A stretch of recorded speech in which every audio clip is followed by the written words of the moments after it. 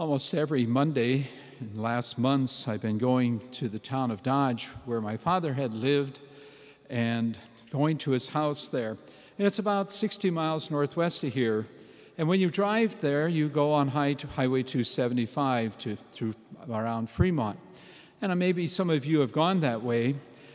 At least the last 6 months, there's been a huge billboard the intersection of Highway 36 and 275, and you can't miss it. Big, bold letters.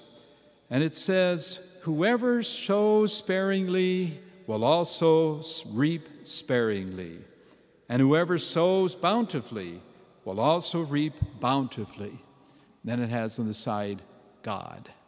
So, little quotation attributed to God through St. Paul in our first reading today reveals very much what God is inviting of us as disciples of Jesus.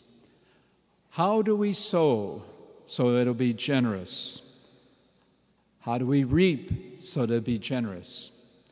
Or do we find ourselves sowing little, sparingly, and then again wondering why our reward seems to be sparingly?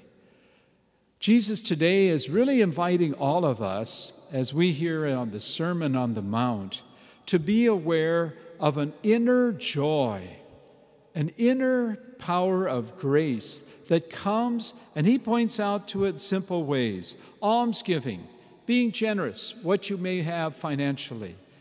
It isn't so much how much you give, it's what you have to give, you want to give.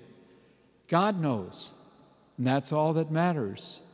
As Jesus said, it's not to impress others. And he goes through fasting the same way, giving up so we may have more for God, an awareness of God.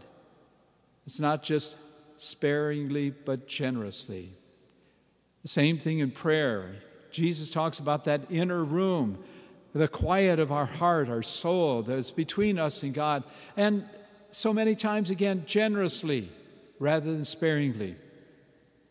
This morning we're invited to be aware in our own hearts the desire for an inner joy, a joy that comes over the years with God's grace and our experience to become aware how some things we've worked so hard on may not be as important as other things we have, who we have in our lives, how we live.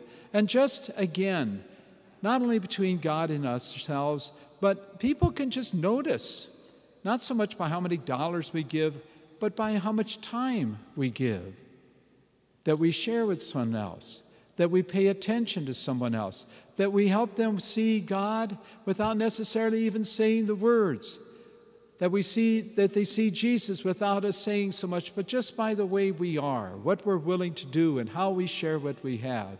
So that inside, whether it be early morning, daily Mass, later in the day, we have a sense God has been with us. And then what we have sown generously will be received generously by God.